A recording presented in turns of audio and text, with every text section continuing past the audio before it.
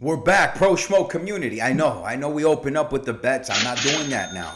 But I will say that Renat Farkerdinov is the one of the locks on this card. Yeah, you'll be very disappointed. The ultimate lock is his spread. At minus 3.5, because he has the potential to finish Gustafsson on the feet. I'd like him to submit him. Chaos Williams was supposed to fight old boy here, Renat Farkerdinov, but he pulled out. And when that happened, he was left with Gabriel Bonfim. Chaos Williams had to face off with Gabriel Bonfim. I do believe the UFC matchmakers wanted Renat Farkerdinov to submit Chaos Williams, and we'll talk about that. I get it. Gustafsson's got relentless pressure, but he's pressuring forward, setting up his strikes to clinch, and see if he can knock your head off. Renat's boxing. Well, we'll get to that. His striking is fair. All right. So opening up this fight card, UFC France, man, we're getting right to it. I know you guys want the bets. If you want that, you go on our website or send a DM on Instagram. Yes, we are nearly undefeated in the last five between Max Holloway, Hamzat, Johnny Walker, big ticket that cashed. I'm telling you, the last was undefeated, and I think the last. Actually, man, in between 5 pay-per-views and Fight Nights event, we're killing it. Shauna Bannon, she's a kickboxing pedigree girl. Sam Hughes, cross-country runner turned MMA and fighter. And, I think Sam Hughes is going to win a whole round or two grappling the hell out of Shauna Bannon. But because it could go to a split decision, maybe Shauna Bannon can cash that plus 3.5 spread. Maybe. Would I take Sam Hughes, counting my hard-earned dollars that, she's going to win a round on the feet against the kickboxer? That's tough. I know she'll get a round on the mat. She will. But round 3, what's that going to look like, right? So I know you got to judge off the damage. But I would, hit that spread on Shauna Bannon or just take Sam Hughes on the money line. If you're greedy, right, and you want to parlay that. You got Renat Farkerdinov. We just talked about the matchmaking and how that goes. We know this guy's a pressure cooker, man. He's ready to blow any minute now. Very explosive, Andres Gustafsson. And Renat's just going to wrestle him. I get it. Nicholas Dalby was able to get up. Renat is too big, man. Way too big. And Andres Gustafsson is undersized for this division. Renat, he's got the striking. He understands how to use, kicks to keep distance. But I understand with all the pressure, he's going to have to drive. He's going to have to pummel Andres Gustafsson down somehow. I would like to see Renat submit him, but I'm taking the 3.5 on an ultimate lock. Plus 3.5 on an ultimate lock for Renat Farkerdinov. All right, we're going to move on now. We're going down to Brad Tavares, Robert Brzezinski, fight not to go the distance. This is going to end in KO. You choose who you believe. If Brad Tavares can pull off some edge, some angle between strike sequences and shot selection against Robert Brzezinski, who's game, then by all means get Brad Tavares by knockout. If not, take Robert Brzezinski by finish, right? That's how this is going to go. We know Brad Tavares has got through good split decision losses like with Jung Young Park wrestlers and grapplers, and he's been knocked out in the past, and he's vulnerable on the feet.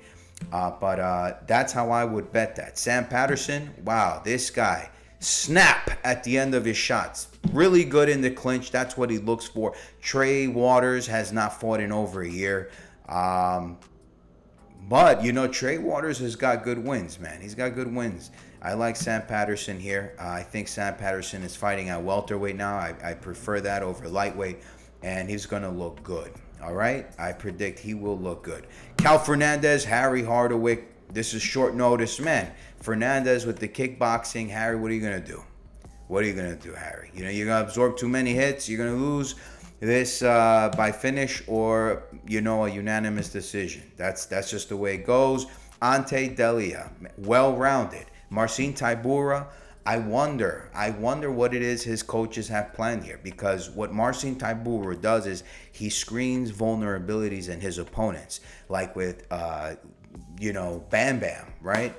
God, he hasn't fought in such a long time. I forgot what his name is. Holy cow, he fought Sergey Pavlovich too, did he? Oh my God, the heavyweight. Bam, bam. Oh God. Well, the mention is very simple. Marcin Tybura exploits vulnerabilities in your grappling and your striking. If you're brawling, he knows exactly what to do as a kickboxer. He knows how to take you down, when to take you down. Ante Delia does not have these vulnerabilities. He's sparring with Mick Parkin, UFC level. Everything Ante Delia has sparred has been elite level MMA fighters, champions. Tom Aspinall's longtime sparring partner. It's Ante Delia, and I'm confident. Send me a DM on Instagram. I'm telling you, I'll give you my bets. That's what we do. We don't sell picks, we make money. Umar Sy, Brandon Ribeiro. You want to bet this? You don't take Umar Sy on the money line. You take Umar Sy on the money line to strengthen your parlay, because I know that's what you greedy bastards like doing. Or you take Branson Ribeiro by knockout. I'm telling you, Ribeiro is a very relentless fighter. Umar Sy is very patient. He is quite the technical striker, and I prefer that than to say he's a tactician. All right, I didn't like what he looked like his last outing. And let's see. I think we are at William Gomes, Robert Rushala. Man, William Gomes is looking hungry. He's looking ready, polished. Athleticism is 10 out of 10 on a 10-point scale. And I feel sorry for this KSW interim champion in Robert Rushala. Although they are seen favorably by the UFC. I repeat, KSW fighters are seen favorably. Gamrot, Matuz Gamrot. There's mentions. And we have Axel Sola, Reese McKee. Hey, man. Axel Sola is not a bad fighter. What a great striker he is. But Reese McKee is very relentless, man. Relentless. He could get potentially finished. We know that. When you watch tape, you can see where the power crosses, where the long jabs, the straight shots come into play on either side. But what gets McKee going, man, is really the fact that he absorbs these hits and he just keeps coming forward. I really want to take McKee. I do. And I'm actually going to provide a technical analysis on the ProSchmo website for this particular fight, because it is Jacob's lock of the week from We Want Picks. I'll give you my side. I do like Axel Sola on paper, all right? But I need to see about a particular edge on a skill set that I saw, vulnerability.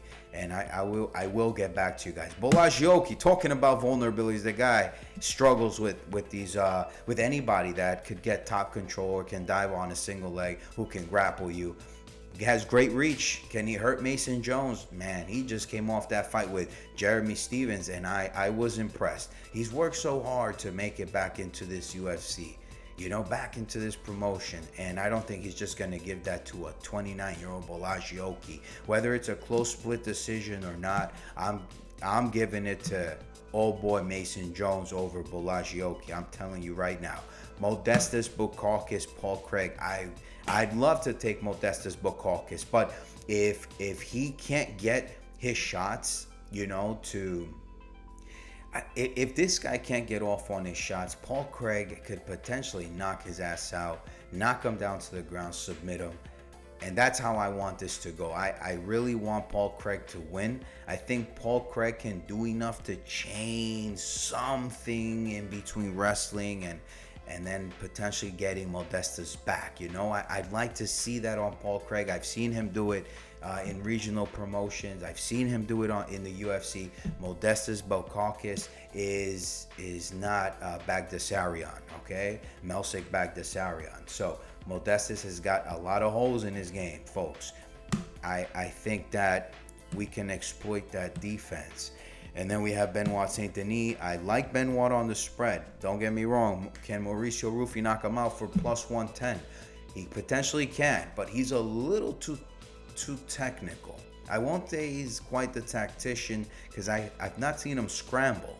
I got to see him in positions that he has not, where he has not had to employ a skill set requiring of him, to get back on his feet somehow, transition somehow, in the grappling. I'd love to see that. So I got Benoit Saint Denis on a big play at +3.5 on that spread. I'd love to take his money line because, after the first round, Mauricio Ruffi's going to get stuck. There's only so many leg kicks, so many, spinning heel hooks, so much he can do on the feet. He's very patient. I'm telling you, he could potentially catch Benoit Saint Denis on a knockout, where Benoit can brawl him to a finish as well against the octagon wall. You see what I'm saying? Or submit him. He could potentially submit Ruffi. Ruffi's big though, man. He's very big for this weight class. We'll see what the UFC has planned. I do know that Benoit Saint Denis. Okay, I do know this, right? So it's Mateusz Gamrot, and then Benoit Saint Denis, Mauricio Ruffi with the matchmakers had Mateusz Gamrot and one more fighter, Beneil Dariush. Yes, the UFC wanted Beneil Dariush to set up a fight with Mauricio Ruffi, and he had to pull out. Okay, he pulled out. So it appears they did want to give him a grappler. You're talking about BSD, incredible, huh? So with Beneil Dariush set up to fight Ruffi and then having to pull out due to injury, I think they wanted to somewhat, maybe sugarcoat. We don't know. We got to see what happens. Or, match make him against someone higher in the rankings like Beneil Dariush, who's a grappler. That's all that Ruffi needed on paper to prove that he's well-rounded, right, in competition. So who knows, right? But I'm taking Benoit Saint Denis. I like what he can do here. A lot of folks think, he's got holes in the striking where he's absorbing too much because he's a savage on the feet, but he is quite technical when he employs those kicks, man.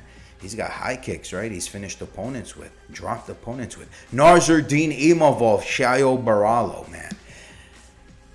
I think and I say, well, we've already seen Caio Borrahlo scrambling with Khamzat on the embedded videos, and we've seen Khamzat with a back take on Borrahlo.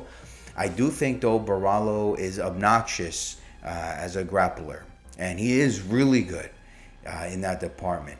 Whereas Nassourdine Imavov, he could get his back taken by Borrahlo. Do I see that happening here? After 2-3 camps, I do not. I think this goes to a split decision win for Caio Borrahlo because Borrahlo will become winded in the 4th or 5th, who makes such a great opponent for Khamzat, who's also challenged when it comes to cardio in the later rounds. Imavov would pose more of a threat in the early rounds for Khamzat, especially if he could defend against the wall for a round or two, which Nassourdine would against Khamzat. And so I think that the UFC really wants Caio Borrahlo to this end. Not to say that Khamzat cannot defeat Imavov. I'd like to see Imavov move up in weight. He would look interesting at light heavyweight. Who knows if he could put on the weight. But Caio Borrahlo on the money line, folks. All right, and we'll be back next week. All right, quick and in a hurry. You heard it here first. ProSchmoBets.com. Southside's up in this bitch. Yeah, I smell like the boat. I used to